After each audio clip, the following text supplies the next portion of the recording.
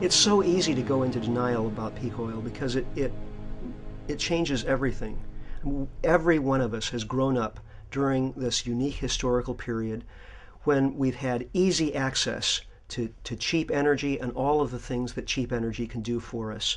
And so even people who intellectually understand peak oil, as soon as they turn their attention away, almost immediately start to go into sort of their normal mode of thinking. It's a natural human response. I find myself doing it all the time. And, I spend hours every day studying peak oil from all sorts of different standpoints. As soon as I turn my attention away, suddenly I'm in the normal world again, the so-called normal world, the consensus trance that we all live in on a daily basis.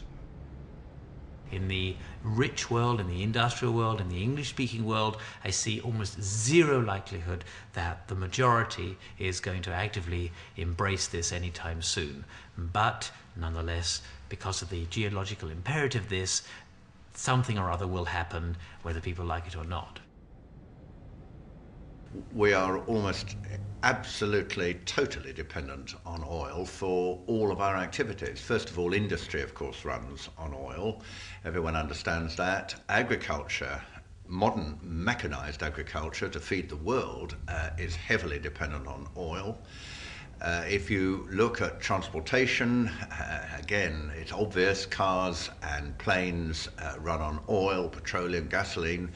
And of course, military capability. You cannot fight a war, as the Americans know, without oil.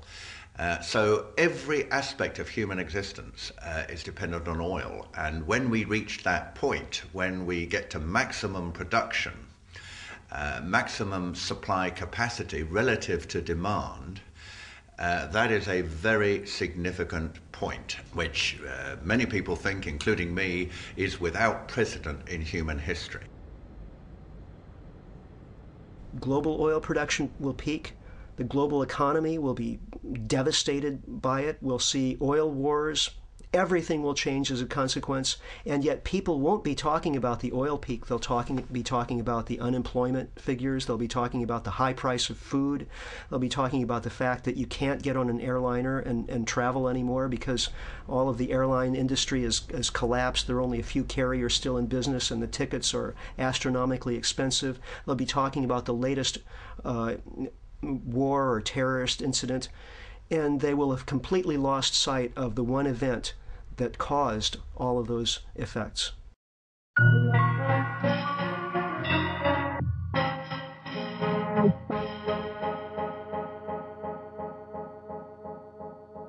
I think the evidence for peak oil is absolutely overwhelming. First of all, we're discovering less and less new oil fields. Virtually 4/5 of the oil that we're now consuming comes from fields discovered before 1970. The opportunity to find new oil becomes limited to smaller and smaller pockets, which are more difficult to extract and more costly. We are now consuming each year 3 times more than the extra oil that we're discovering. And that gap is widening. But the key point is, I think, really this. At the moment, the world is using about 84 million barrels a day.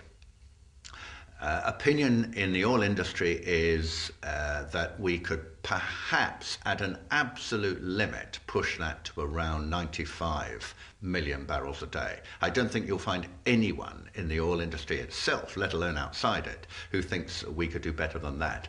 There's something like 53 countries now are physically producing less today than they have at some point in the historical past. I mean, that's fact. That's not interpretation or anything.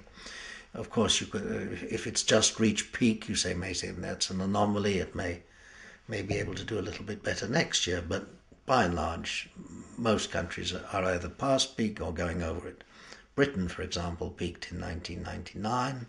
Norway is also now gone over the top, as the Norwegian government confirms, and it's falling fast, about 6% a year.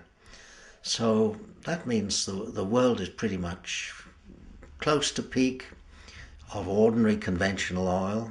Then there's another surge of this deep water oil, the last frontier, so to speak. There's a little surge of that coming in probably. And then, of course, there's the heavy oils of Canada and Venezuela that come in. There's a huge resource. There's no shortage of it. But the extraction rate is extremely slow and expensive. So if you put the whole thing together, I think we have a peak around 210.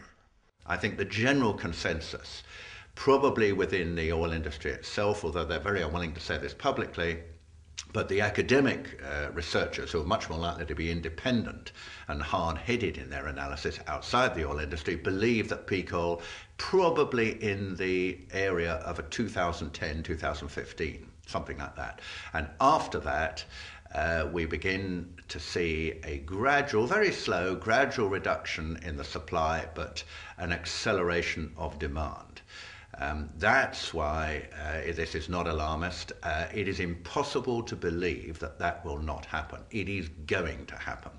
Also, there's so much debate about this date of peak. It really misses the point to a degree, because whether the peak came last year, this year, or in 10 years' time doesn't really make that much difference, because it's not a high peak. It's only the maximum, a rather gentle curve. And the real impact of all of that, which is beginning to be realized, is not the peak itself, but the vision of the long decline that follows peak. And that's a relentless, remorseless decline that goes on forever at 2 or 3% a year. It's not individually very much, but that eats into our supply very seriously and ever worse. We expend about 10 calories of fossil fuel energy for every calorie of food energy that we produce. Now, this would have been impossible in any earlier historical time before we had access to cheap oil. If we had been expending more energy to grow food in the medieval era than the food gave us, we would starve. It's only because of this one-time only gift from nature of fossil fuels that were created over millions of years and stored up, and that we have been drawing down over the course of just a couple of hundred years, that we're able to run these energy deficits in our food system. So we're enormously exposed in that area, and peak oil could in fact mean widespread hunger and even famine on a global scale if we don't prepare for it and begin to transform our global food system to one that is not so dependent on fossil fuels. So I think it's a great illusion for people to think, oh yes, we've been through this, we faced it in the 1970s and we got out of it. We sort of got out of it. You could argue that we made a right mess of getting out of it and got ourselves into a much worse fix, and we should have listened to some of the signals from the earth and so forth, but we clearly didn't. This time it's going to be different. And I think that's going to be rather a stark realization for people. And I think people for a long time are going to be thinking, oh, we got out of the 1930s, we got out of the 1970s, what's going wrong? Why can't we get out of it now using the same kind of techniques? And I think using the same kind of techniques, at least some of the similar techniques, would be a great mistake, although I've no doubt that's what's going to be tried, unfortunately.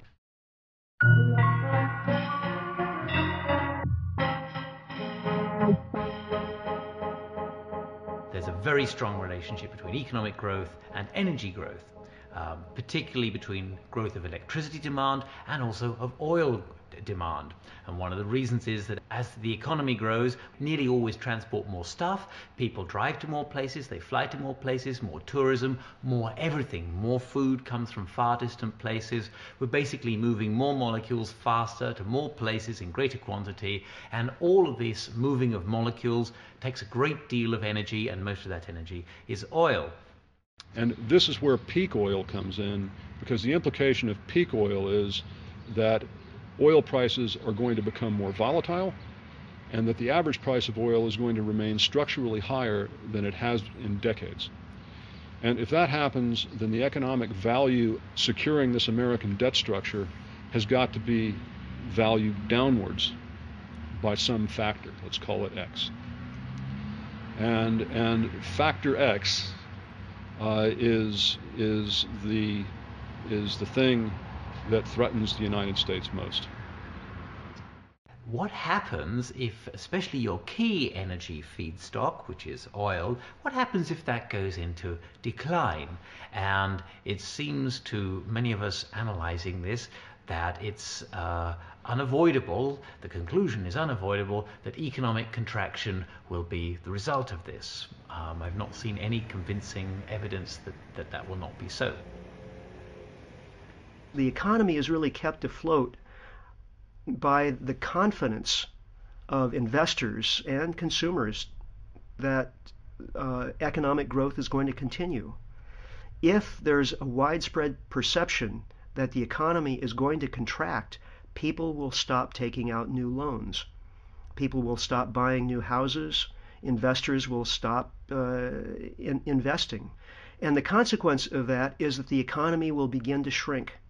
If the economy is not continually growing, that means new loans aren't being taken out, and new loans are the means by which the money supply expands. Money is created through the making of loans. So if more money isn't being created, that means that not enough money will exist to pay back existing loans at interest. That means there will be foreclosures, and when that happens, money effectively starts to disappear from the economy.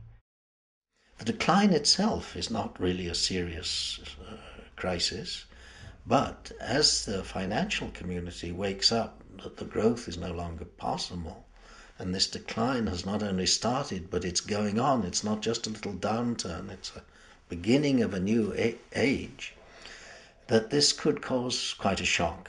I mean, it could cause resource wars for people to try and get access to what is left. It could, I think personally, it probably heralds the second Great Depression, that somehow they've got to wipe out just mountains of capital. Irrespective of the peak itself, I think there'll be such a gap between the available supply and the desire, if you like, the demand, that it'll already cause huge trouble. Now that may coincide with the peak and that may not. So that will be a very interesting period of time to look at in terms of public reaction. And I mean, once you start seeing gas lines, once you see petrol stations, gasoline stations running out of gasoline, once you start seeing trucks on American roads and on European roads just broken down and run out of diesel on the side of the road, not having made their deliveries, supermarket shelves going empty, once you start seeing that kind of thing, it's going to be very, very difficult for opinion leaders, for the media, for politicians, for corporate executives. It's going to be very difficult for them to spin a tale which explains that without actually admitting that actually the reason is that we're at peak oil and we're facing decline.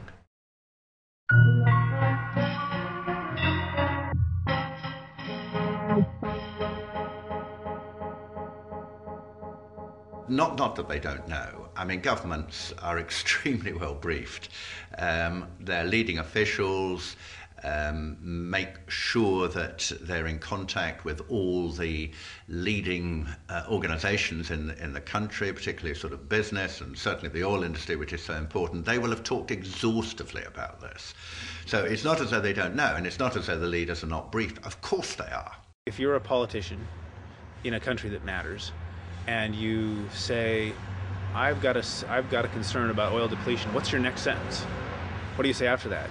You've essentially just said the world as you know it is going to end.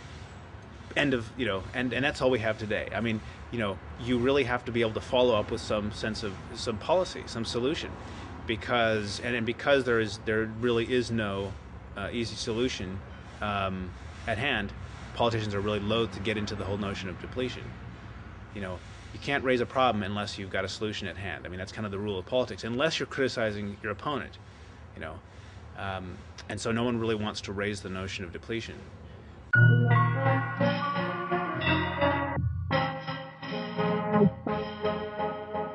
Of course, one would expect the politicians across the world to have begun to get together to talk about the implications and what each of them needs to do in order to deal with this threat.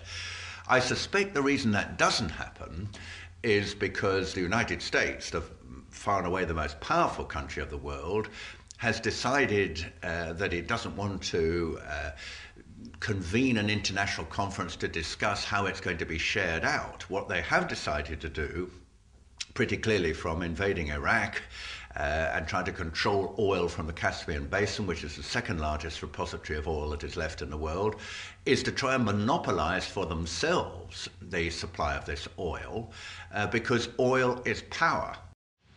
Without cheap oil, the American empire would never have come about.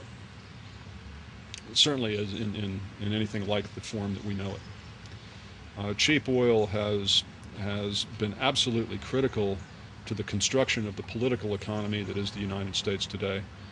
And if you remove cheap oil, then that political economy has to change profoundly. The mainstream media, I think, have done an abysmal job of reporting on the events of 9/11, on peak oil, and other things that really impact our lives. I mean, the average person knows much more about the personal habits of Brad Pitt than they know about peak oil and what's going to affect their life in the near future. I mean, if they don't have food to eat, if they don't have a job, that's something they need to know about beforehand. That's something they need to prepare for. And peak oil is the event of our lifetimes. It's going to dwarf anything that any of us has experienced in our lives up to this point. And yet we're told virtually nothing about it. Same thing with 9/11. I mean, here was the great political event, so-called terrorist event of our lifetimes. The world has changed profoundly as a result of it. And yet there's absolutely no real investigative reporting about it in the mainstream media. Instead, we have a lot of very courageous, independent investigative journalists who find it impossible to get their work published in the mainstream. It's a disastrous situation.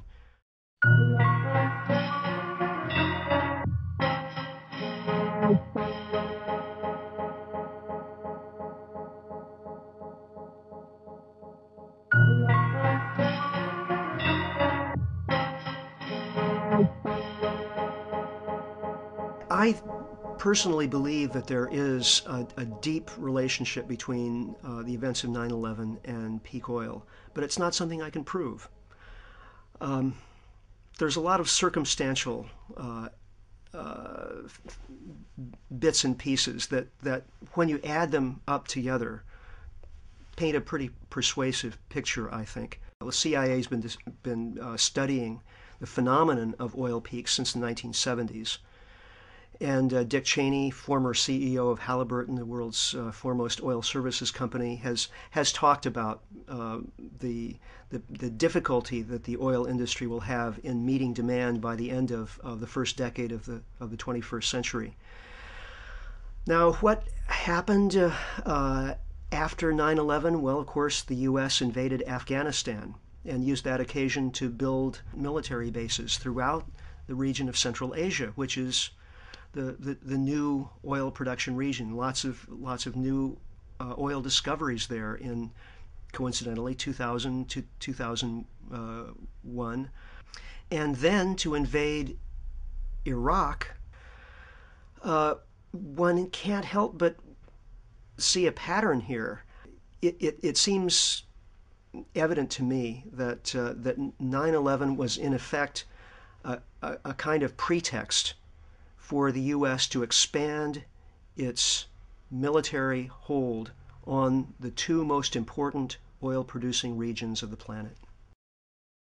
There are a number of elites, number of very influential policy advisors, a lot of people who went on to form part of the administration knew that peak oil was coming. They knew that they would not be able to survive peak oil without having this massive militarization of policy, and thirdly, that they needed to do that on the back of a drastic attack or perception of a threat in relation to the United States, and this is what 9/11 provided. In our work, the fundamental job that we do for people is in understanding what's really going on and trying to understand what is behind events and what is motivating people. That's different from passing judgment on it. We're not trying to make value judgments. We try to eschew value judgments as much as possible, as a matter of fact, in our consulting work. We are very interested in what really happened on 9/11, is the short answer. Well, you have four options to declare 9/11. One is it was a strike out of the blue. Nobody knew anything. It was the first version the American administration told the public. Then they knew a lot, but in different agencies, and the picture was so difficult to put together that they couldn't find out what was happening, what was in the future. And I think it has broken down, but the administration is fighting on this line. The third option is they let it happen. They knew something, or they knew the whole story and let it happen because they could use it in order to bring about war against up to 60 states, as they said later on. And the fourth version is they organized it or were part of organizing it. And the way it happened is so strange, and the unwillingness of the administration to clear up all the environment is so strong that I've finally come to the belief that it must be a steered operation, covert operation.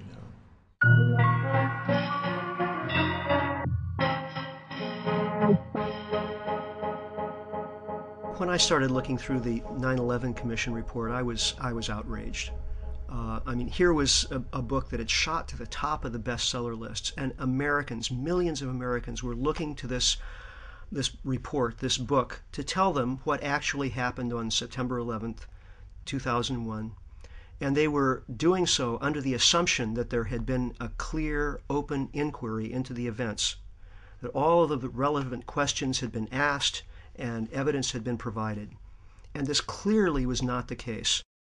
Well, the Keane report on 9/11, which was finally set up, I think is not a serious examination of what happened and what the causes were. I say that, first of all, because clearly the Bush administration didn't want to do it. They resisted all the calls for an official inquiry for several months. And what actually finally persuaded them to do this was not the politicians in Congress. It was the families, the wives of those who were killed at 9/11. The first thing it does is name the 19 hijackers, the mostly Saudi nationals. But of course, we heard within days of the events that something like 5 or 6 of these people were still alive and well and living in the Middle East. Why wasn't this addressed in the 9/11 Commission report? Why weren't why wasn't there some inquiry as to who were the real hijackers, if in fact the people who had been identified were clearly not the right people?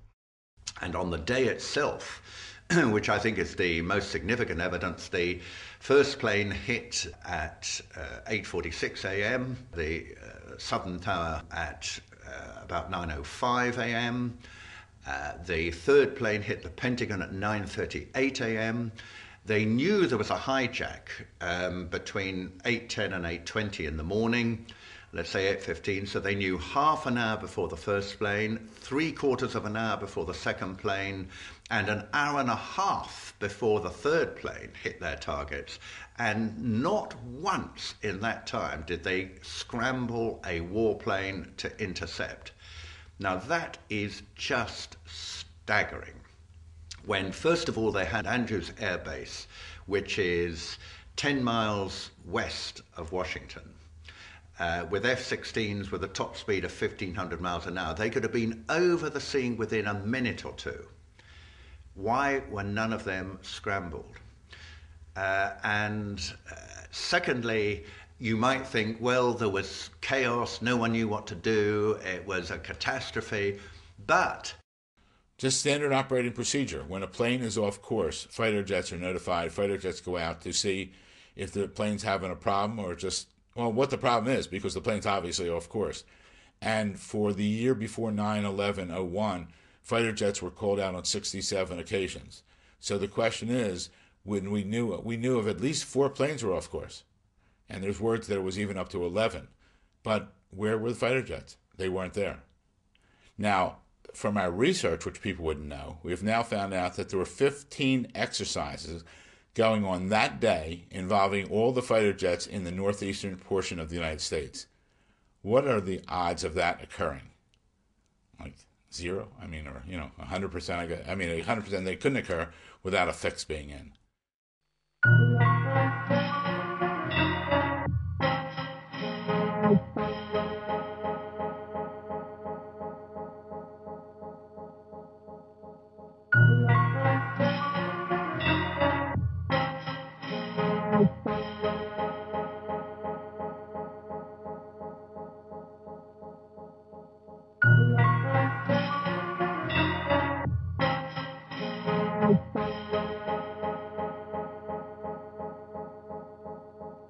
Why had these towers fallen so quickly, these steel-framed towers?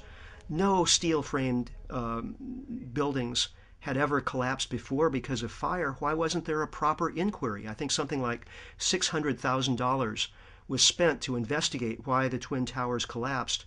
Meanwhile, something like $52 million were spent to investigate whether Bill Clinton had had an affair. This is absurd.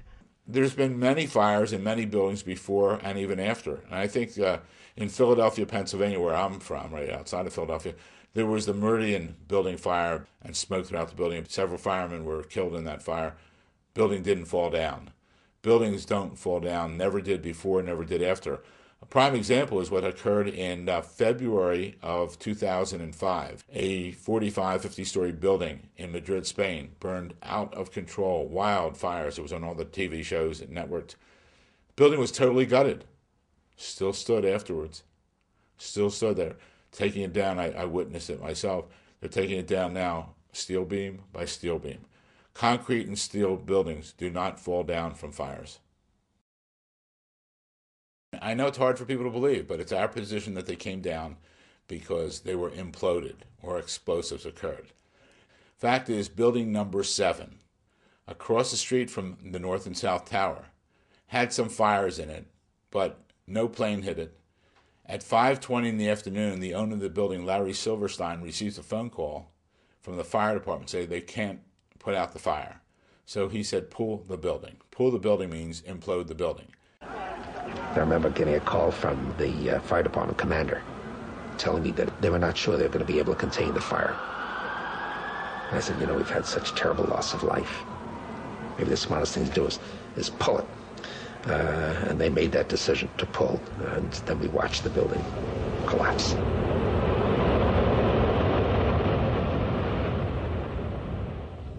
And it came down in its own footprint. That's significant because the North and South Tower also came down in their own footprint. That's also significant because the remnants of Building 7 was pulverized material. The remnants of the North and South Tower was pulverized material. In the basement of Building 7, they found molten steel at 1,500 degrees. In the basement of the North and South Tower, they found molten steel at 1,500 degrees. 1 and 1 still equal to, as far as I'm concerned. And that's a fact that people can take a look at. When thermite is used to cut steel, it leaves behind molten iron. And two scientists, engineers who were at the World Trade Center in the weeks after 9/11 reported seeing massive amounts of molten iron. And I found out that there was pools of molten steel found in the basement of the World Trade Center when they finally scraped down to that level. So that indicates that temperatures of a very high degree were reached through the use of thermite. Now what happened is that the steel was taken, and the federal government oversaw this. There were 4 companies involved in the cleanup. They took the steel to a dump on Staten Island, and then it was promptly cut up and sent to places like Korea, China, and India, where it was promptly melted down. This is the largest destruction of evidence from a crime scene in history. I don't know how many people within governments have second thoughts. I think the Secret Services know quite well, and they have the professionals finding out that this can't happen like the American administration is telling the public. There are experts around which would agree with dissent. But to put it up and to bring it into the operational level for governments, it's very difficult because the American administration is fighting like hell against anybody who is doubting about their version of things. One can see the story just being massaged to where it's consistent with itself, not necessarily consistent with the facts or with previous testimony, but so that it's internally consistent, so that it becomes the new myth that Americans and the rest of the people around the world presumably believe about 9/11. In fact, we still do not know what happened that day. We don't know who was behind it. And that has enormous implications for our understanding of what's going on in the world today. The use of conspiracy theory as a derogatory, as an epithet almost, is something that propagandists have perfected over the decades, and it's a useful tool for eliminating articulate dissent and other points of view and information that might be inconvenient for a policy agenda. I think it's very much part of the political culture it's ingrained in us that the idea that our leaders could ever commit atrocities against our own civilians is so morally horrifying. We just can't believe it. And I think that this really goes back to the way our culture has developed over the years. The idea that Western civilization has ingrained in it certain moral categories that prevent us from doing any certain kinds of acts. People don't want to believe it occurred, but we have to go back in history. People in Germany didn't believe what was taking place in the 1930s and 1940s. Jewish people did not believe what was taking place throughout Europe. People in the United States didn't want to accept what was taking place back then. So we should look back in history and realize that events like this have taken place, and we better put up our safeguards now before it's too late.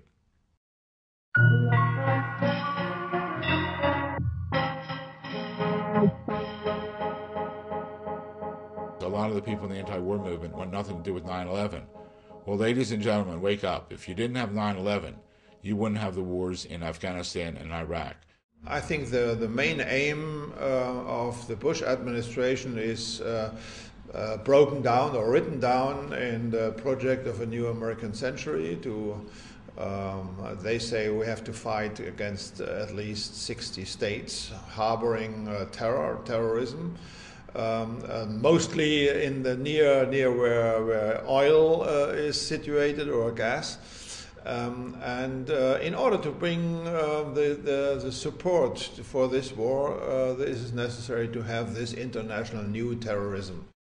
Most of the planning for the war on terror preceded 9/11, and you can really see the extent to which there was a desperation on the part of government leaders in the West, not just in the United States, as regards the impending crisis posed by peak oil. There are a number of studies which show that they have been aware of the peak oil crisis for a while. So the idea was that American foreign policy would be reinvigorated with energy policy, and the two would be combined. And it mentions the Middle East, it mentions the Persian Gulf, and it mentions Iraq. This is very much not so much a war against terrorism. It's a war to secure control over distribution. And in that sense, it is absolutely no different whatsoever than the Rockefellers' move to control the North American oil industry in the late 19th century, which was not so much a move to control the pumping of oil and the extraction of oil. Rockefeller's genius was in seeing that if you could control distribution, you could control the industry. And the same is true today, extrapolated through the global market. And the advantage of an American takeover of Iraq is that you get immediately physical control of the second largest deposit of oil that is left. Secondly, you are on the doorstep if anything happens in Saudi.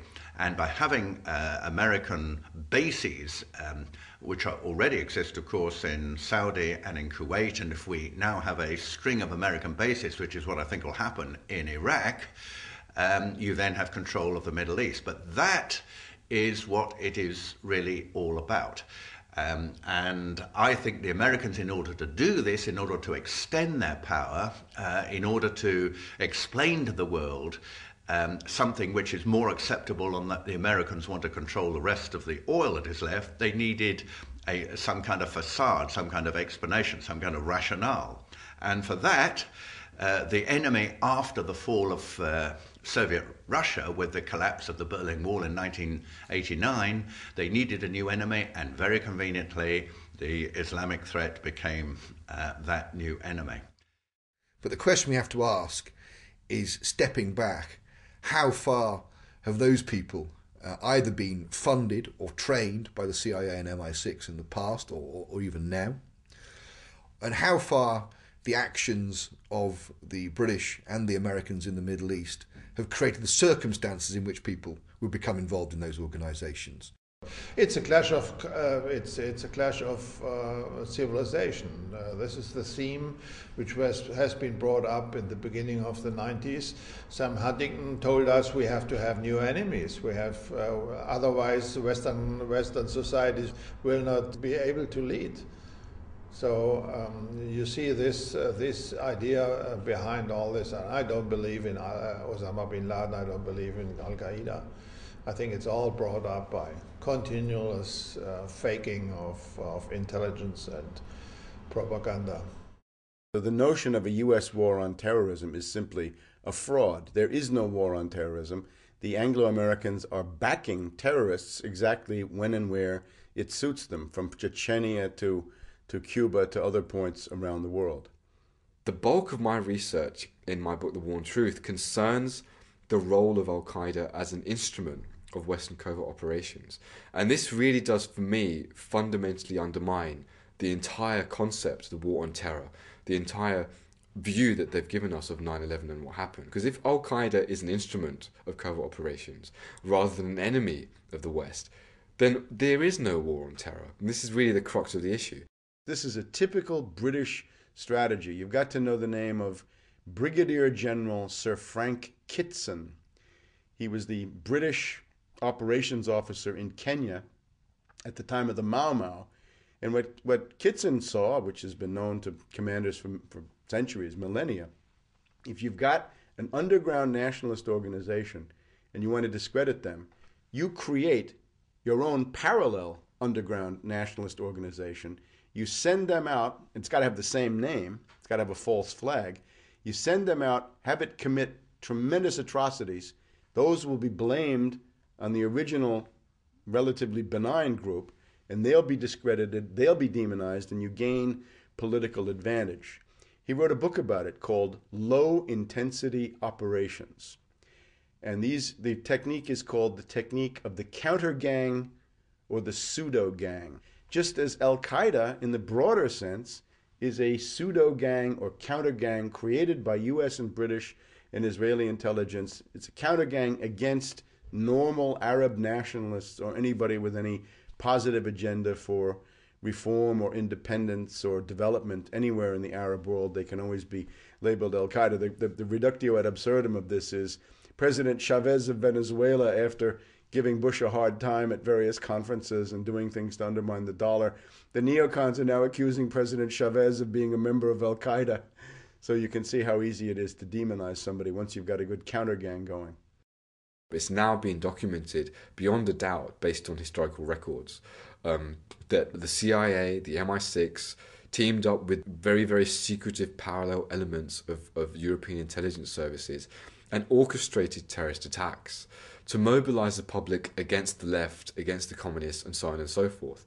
And this would be really shocking to people if they knew that this is what happened. And this is what happened. There's no doubt about it. I mean, the best book on it is Daniel Ganser's book, NATO's Secret Armies. So this is serious academic stuff.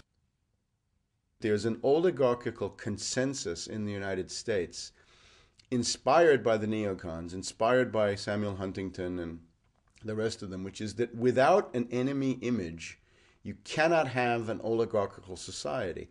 Ultimately, that's the why. Because if you look at this, you say, terrorism, endless war. Why? Who benefits?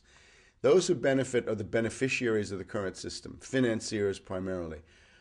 They feel that without the diversion of a war, they cannot maintain social relations, property relations in the current form. And this they are determined to do. So they have manufactured, in a complete hysteria, a largely fictitious external enemy. You remember 1984 by George Orwell. Julia at one point says, I don't even think there is a war. It's just a fake to keep people under control. Orwell, I think, had a very good understanding of some of these psychological mechanisms. It's absolutely clear to me that a conscious decision has been made by the highest elements of our governments to allow and proliferate a terrorist threat. And this justifies the absolute wholesale militarization of policy, not just in terms of foreign policy, but at home in the crushing of civil liberties, the criminalization of dissent, the introduction of draconian terrorist legislation, which only allows governments to have even more powers against free speech and against public mobilization. So this is really the function that Al-Qaeda plays. It plays a fundamentally functional role in a myriad of ways, fueling covert operations, securing oil and gas interests quite directly, and indirectly generating the justification and the ideological framework necessary to legitimize this whole insanely repressive structure of violence that we have today, called the war on terror, which is really just a gigantic lie. This has been fabricated for this purpose.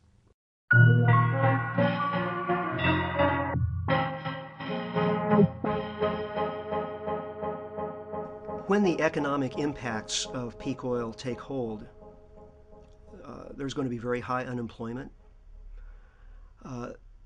And when countries descend into that kind of economic turmoil, there is social unrest almost always as a consequence. I mean, look back to the 1930s. There was real concern throughout corporate America that the United States might fall to a communist government.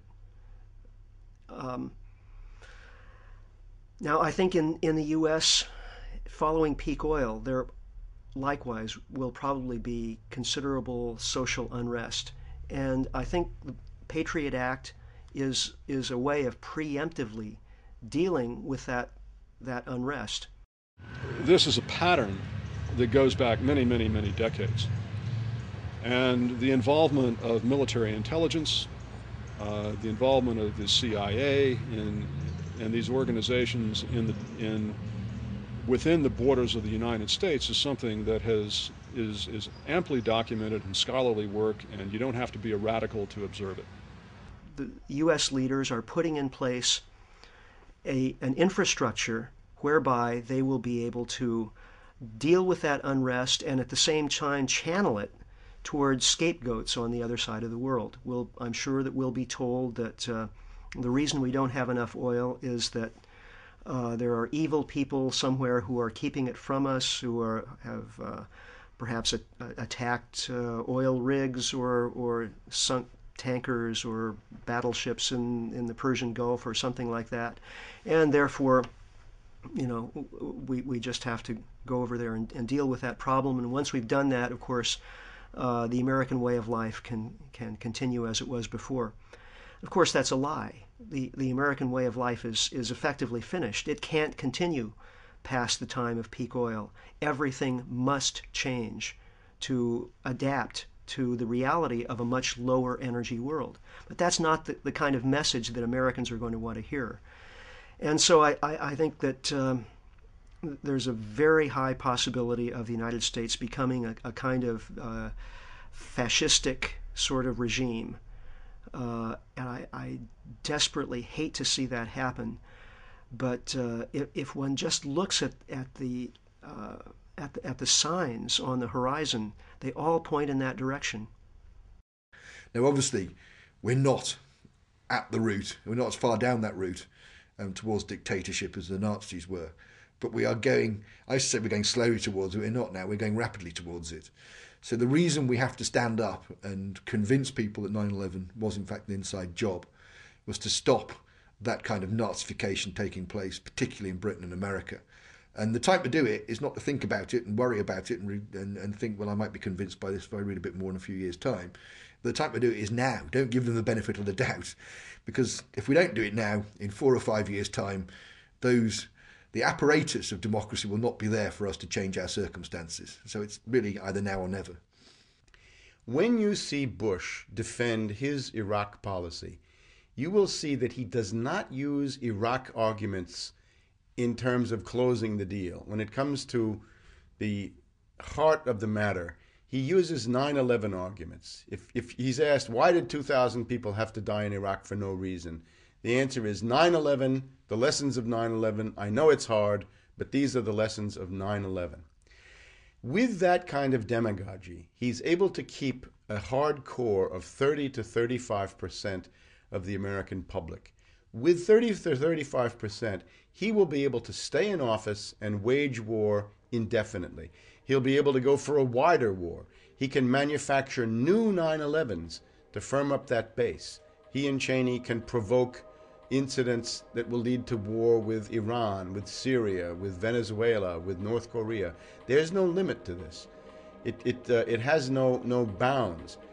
The only way to begin to attrit and to erode and to break up his 30 to 35% base is to begin dismantling the myth of September 11th. Because without accurate information, without an accurate understanding of the world, you cannot have a functional democracy.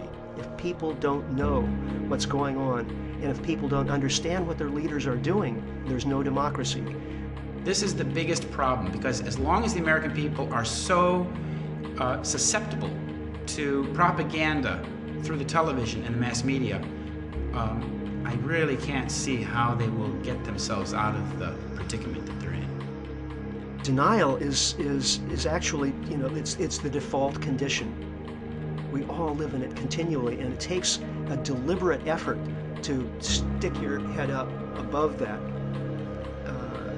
state of denial and catch a breath of fresh air and really see what's going on.